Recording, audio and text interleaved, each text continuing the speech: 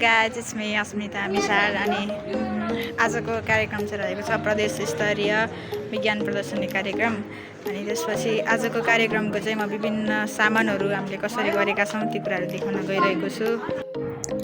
बागमती प्रदेश स्तरीय विज्ञान प्रदर्शनी कार्यक्रममा हामी चाहिँ काभ्रे पलाञ्चोक जिल्लाबाट चाहिँ प्रतिनिधित्व गरेर यस साइन्स एक्जिबिसनमा चाहिँ पार्टिसिपेन्ट भएका थियौँ।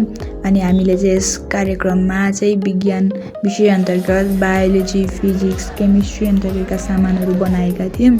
जुन सामग्रीहरू चाहिँ हामीले कार्यक्रम भएको स्थलमा ल्याएर हामीले चाहिँ आफ्नो स्टलहरू राख्दै गरेका थियौँ। अनि त्यहाँ कतिजनाहरू चाहिँ अनि हाम्रो काभ्रे पलाञ्चोकबाट नेटौला जाँदाखेरि चाहिँ कति सामानहरू चाहिँ बसमा लाँदाखेरि बिग्रिएको थियो अनि त्यो सामानहरू बनाउँदै हुनुहुन्छ।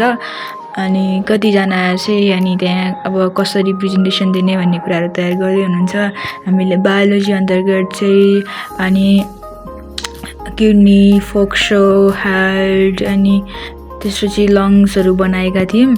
अनि त्यसपछि केमिस्ट्री अन्तर्गत चाहिँ हामीले एसिड रेनहरू अनि त्यसपछि इनोभेसनको कुराहरू यस्ता कुराहरू चाहिँ हामीले बनाएका थियौँ। अनि इको फ्रेन्डली सिटी अनि एकदम त्यो जुन कुराहरूले चाहिँ गर्दाखेरि चाहिँ फ्युचरमा कस्तो हुन्छ त्यो कुराहरू हामीले बनाएका थियौँ। त्यो गर्दाखेरि चाहिँ एकदम प्रोग्राम रमाइलो भएको थियो।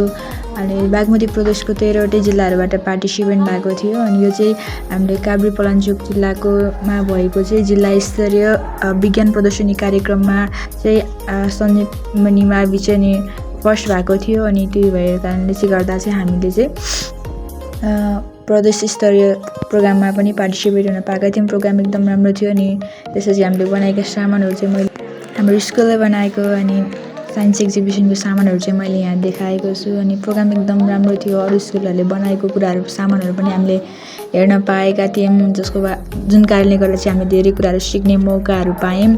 अनि त्यसपछि एकदम त्यो पढाइको लागि हेल्प हुने कुराहरू थियो। त्यहाँबाट धेरै नलेजहरू सिक्न पाएका थियौँ। This for today guys. अनि हजुरहरूलाई मेरो भिडियो कस्तो लाग्छ कमेन्ट गरिदिनु होला, लाइक, सब्सक्राइब अनि सेयर गर्नु होला। अनि यस्तै भिडियोहरू हेर्नको लागि चाहिँ मेरो युट्युब च्यानललाई सब्सक्राइब गर्नु होला। Thank you for watching.